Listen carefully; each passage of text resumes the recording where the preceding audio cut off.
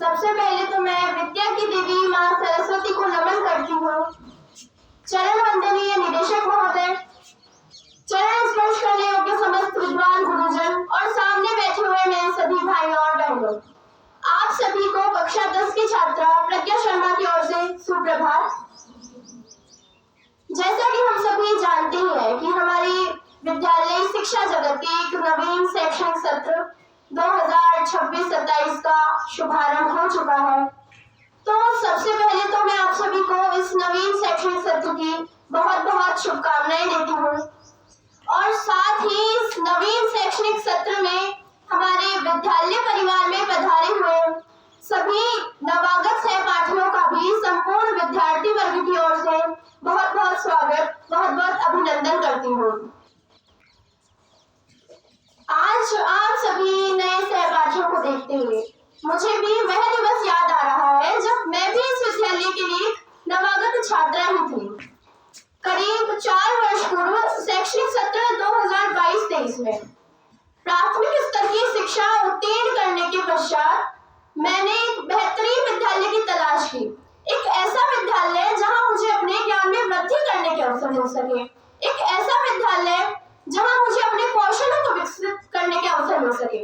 और ये बेहतरीन विद्यालय तलाशने का मेरा यह सफर आकर समाप्त हुआ हमारे विद्यालय विद्या भारती पर।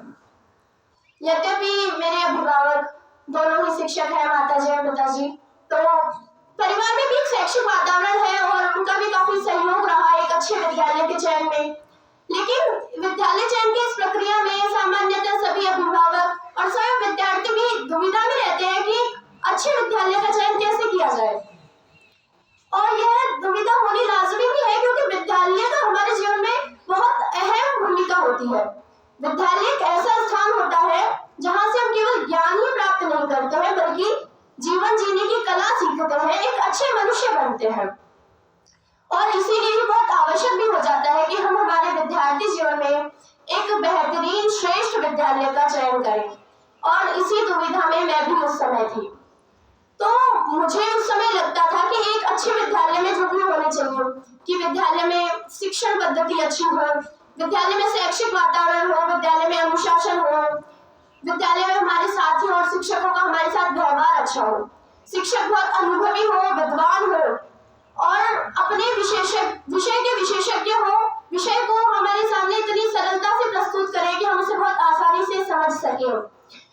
सभी विद्यार्थियों के साथ एक व्यक्तिगत संबंध रखा जाता है अध्यापकों के द्वारा।